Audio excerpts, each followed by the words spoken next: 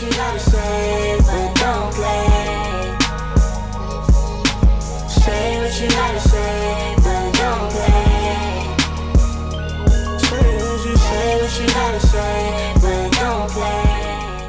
What is up, you guys? It's your spiritual fairy godmother, and I am back. Okay, except for I'm not back with another read. I am back with a let's talk about it. So today is going to be day 1 of Vlogmas. So for this year's Vlogmas, I will pretty much be at least trying to upload a video every day, whether that's a smoke session, a mukbang, a chill video, a vlog, a reading, whatever. I'm gonna try to post a video every day. So that's the plan. But we finna go ahead and talk about it. I got me a blunt. Today's topic is faith over fear. Okay. What inspired me to talk about this was just my circumstances, my situations, kind of like the fact that I was telling my mom that I feel like I've been going through shit for literally the past 3 years, and that's a long ass time. So cheers, whether y'all got y'all blunt, box of tea, coffee, snacks, food. Get it ready, cause we finna talk about it. Okay, so basically, for me, I feel like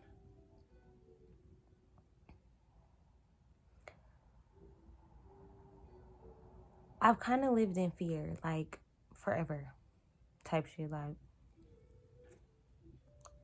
forever. And I don't think that I do it knowingly, but that trauma shit really will fuck you up. Like, you don't even know you're traumatized. You don't even know you got PTSD. You don't even know that you're still suffering from stuff from years ago, but it's happening and it's affecting you. So just bad outcomes and having my heart broken, being disappointed. You can have your heart broken by many of things, not just romantic relationships, but, you know, having somebody lie to you for the first time, realizing what a lie is, getting let down, being backstabbed, all those things that create disappointment, that create loops in my mind or in people's mind. And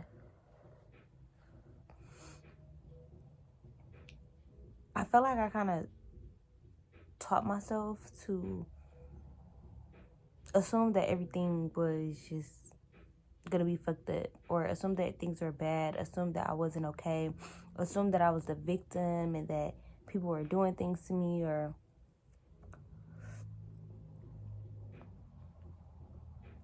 it was like I was always waiting for the other shoe to drop, always expecting for a man to hurt me, expecting for friends not to be real, expecting for people not to show up for me. And like now I'm realizing that like God has gotten me through every single trial, through every single thing, every hurdle that I could even imagine. God has gotten me through it. So now sometimes it's like, if God has continuously showed me a certain thing, showed me that he's going to show up, showed me that I can rely on him, showed me that even after bad shit happens, good stuff still happens, that there's life after death and beauty in the transformation. Like,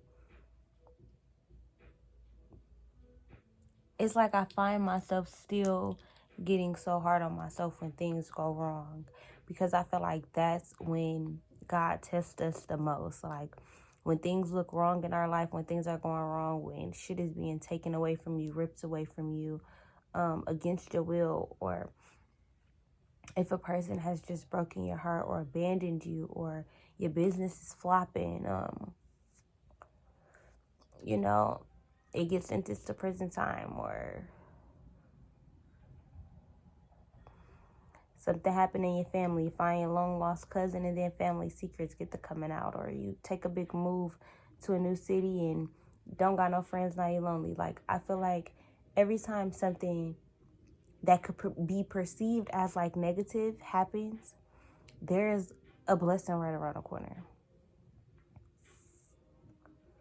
And I feel like we're not really, like,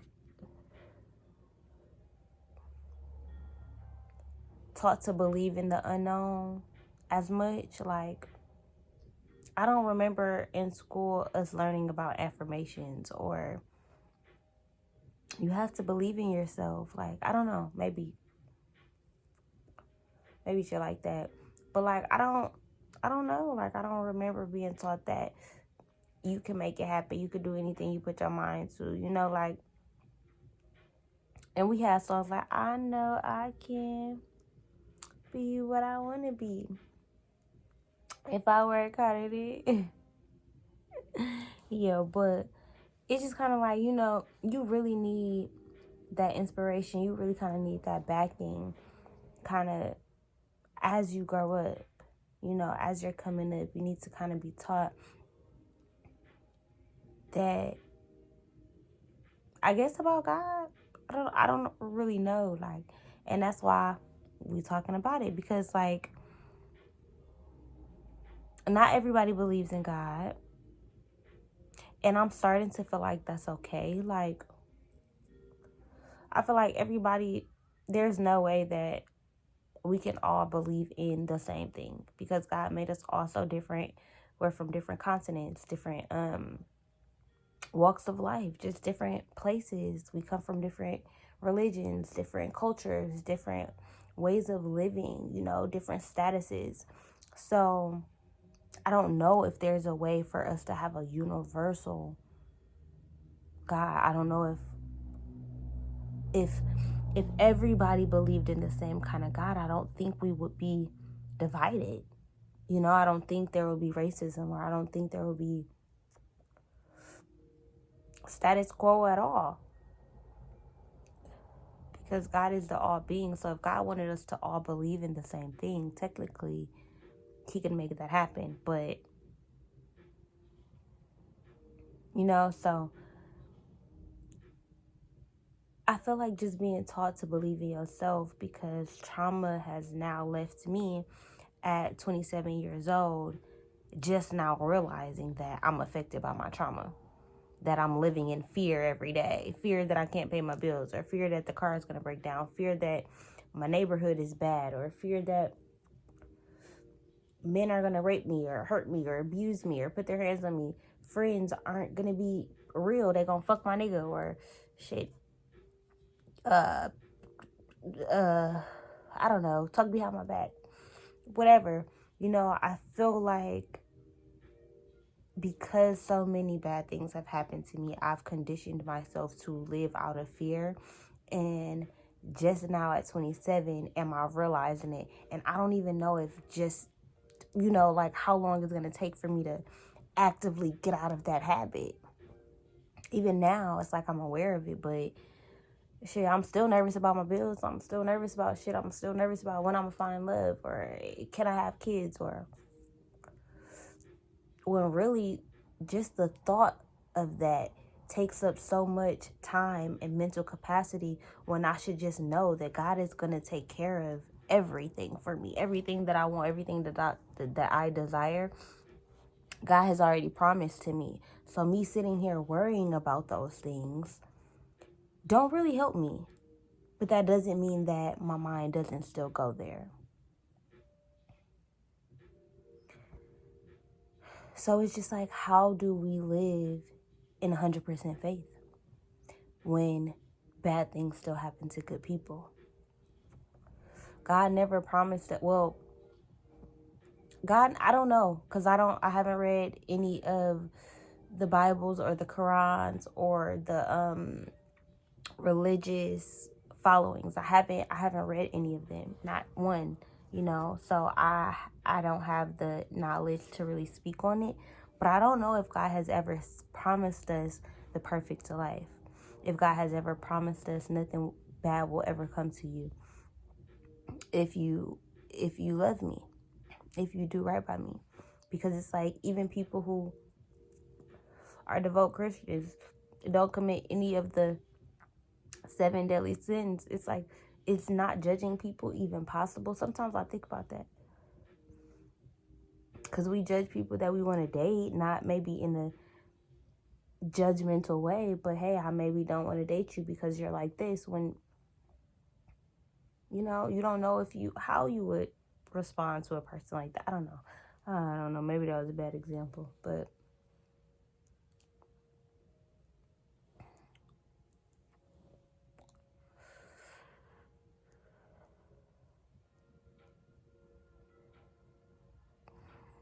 I feel like it's so hard to believe that we're supposed to be perfect beings. And if we're not going to get what we want. We're not going to have the things that we desire. So, even just like sometimes I'll set little ways to discipline myself. Like, I'm not going to do this, or I'll do this. And then I'll be living in fear if I don't do it. Like, wondering, like, well, what's going to happen because I didn't do what I said I was going to do. So, like, what's going to happen? Or if I tell myself, hey, if I get this done, then I can do this, and then I don't get it done, I'll think myself into a bad outcome.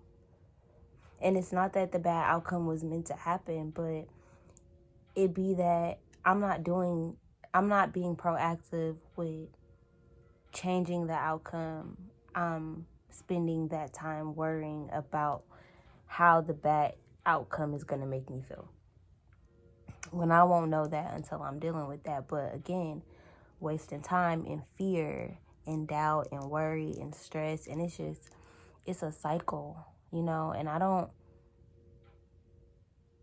I'm not the only one, but I don't really hear people talking about their fears very much, you know. And fears are more than just of spiders or bugs, or I'm scared of heights, I'm scared of dying, you know. Fears can be anything, you know. I'm scared I got cancer. I'm scared that I'm going to be just like my mom. I'm scared something might happen. I might get into a car accident. I'm scared about this. I'm scared for my man. I'm scared that, I don't know. Like, we live in fear. Some people don't have a home. Some people have to fear their survival every day. People who don't have what you have. People who don't have a phone maybe have to fear, damn, am I going to get there on time? I don't have any way to check a phone, or I don't got no way to call nobody. I'm going to ride. People fear losing out on job opportunities because maybe they don't have transportation. Maybe they don't have childcare, but they know they need that job to get all of those things.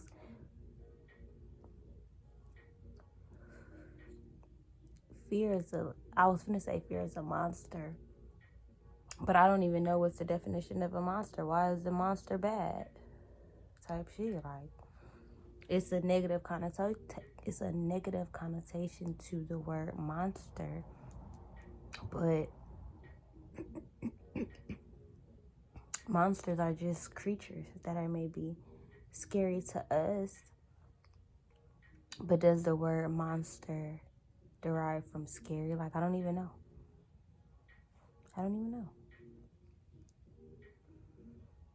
I just know that I'm so tired of being scared. Like, even like living in my neighborhood, I just feel like they ain't gonna like me because I'm black, or like feeling like I don't belong, or fear that I might get in trouble for stuff that other people are doing that I'm just living. Like, the fear of And this is something that I was just talking to my mom about, like, that I feel bad about, but the fear of black men, the fear of men, period. You know, like, I'm scared to turn men down. I'm scared to tell a man no. Like, if I'm out and he asking me for my number, I really don't want to tell a man no. Because you hear about shit and you see shit on the news or social media about a woman dying or being killed or being shot. You see it. I've dealt with it, like a man calling me a bitch or assaulting me verbally because I don't want to talk to him. So I feel like fear comes in so many different forms, and we all create these little pockets of fear. Like, oh, I'm not going to ever find love because I'm fat, or nobody's ever going to love me because I got a mustache. Nobody ever going to love me because my titties sag, or I got 10 kids. I done got divorced 2 times already. I don't got a degree. I grew up in foster care. All these little pockets of fear that hold us back from just living,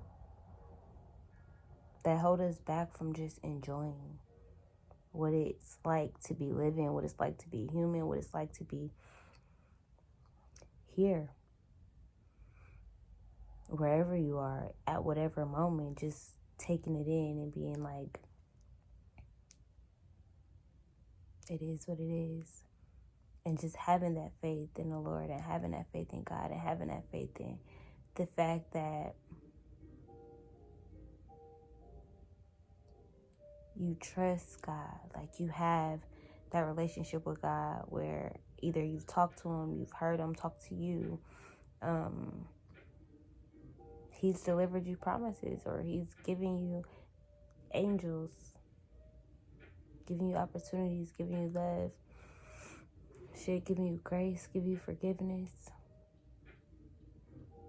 There, every step of the way, you know.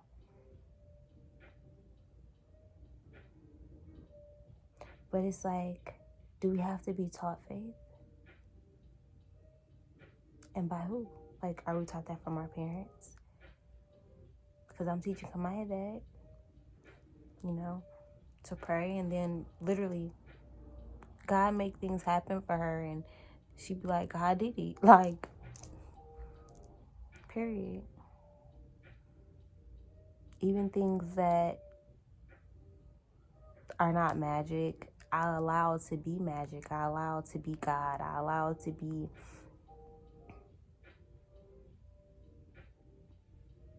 what she needs to believe in, what she needs to hold tight to her, what she needs to hold as a value, you know, because I questioned myself and my relationship with God growing up. Like, I always thought, like, how can God hear me? Like, Mom used to make me pray every night. I slept with my mom till I was like, I don't know how old, but I slept with her for a long time, and she used to make me pray every night. And we would be praying, but in my mind I used to be thinking, like, how does God hear me? Like, I'm me. There are so many other people in the world. You go outside, it's people at the store. The camera cut off, y'all. I ran out of storage. But yeah, I questioned, like, how does God hear me? And I'm just this little old person with all these people in the world.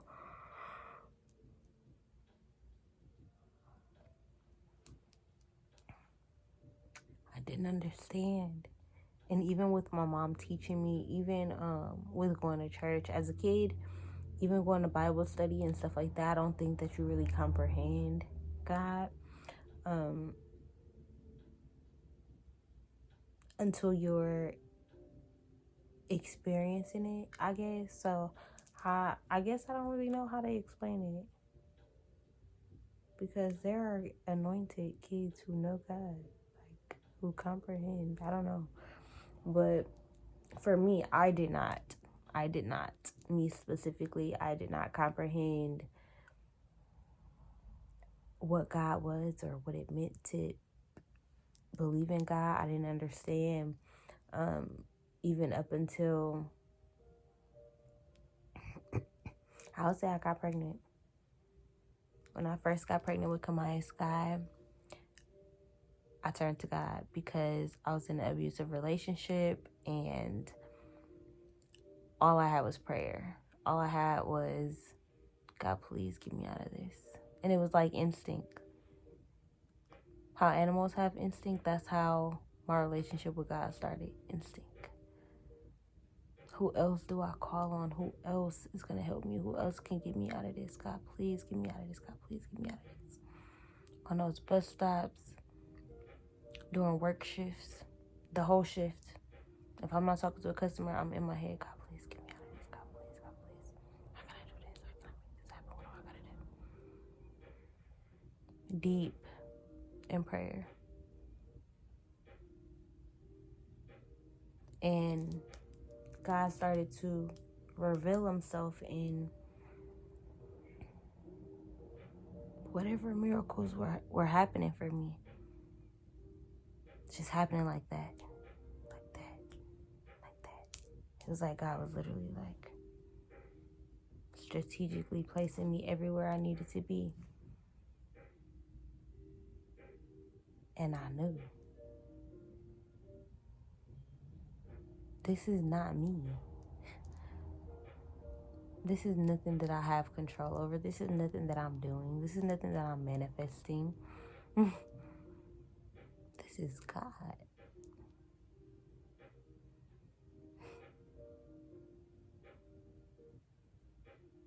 Do I co-create with God? Yeah. Yeah. Because I also realized that God is like my parent. And just like Kamaya and me, I'm not going to do it for her. I'm not going to do the work for her. Not all the time. Am I going to make her life easier? Yes. In whatever way I can. Whenever. However. Yeah. Am I going to do it for her? No. That's going to rob her of experiences. That's going to rob her of character. No, I'm not. And in deepening my relationship with God, that's kind of what is being revealed to me. Like, relationships are give and take. You need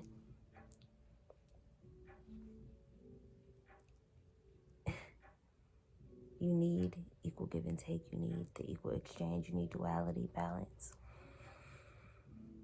reciprocity. You need it. Even when it comes to maybe having fear. Maybe a little bit of that fear kind of gets you to use your discernment to protect yourself. To not land yourself in more fucked up situations or the same situation. To motivate you.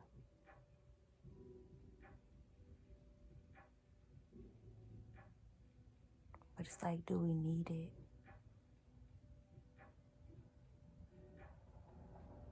I don't know. Do we need fear to motivate us, or do we need fear, period? Because in a way, we kind of do.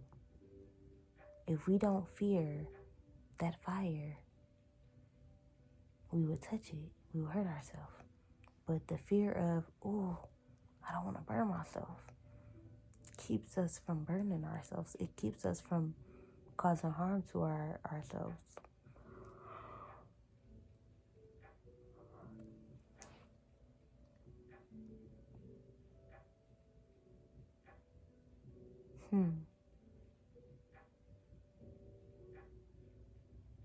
I don't know.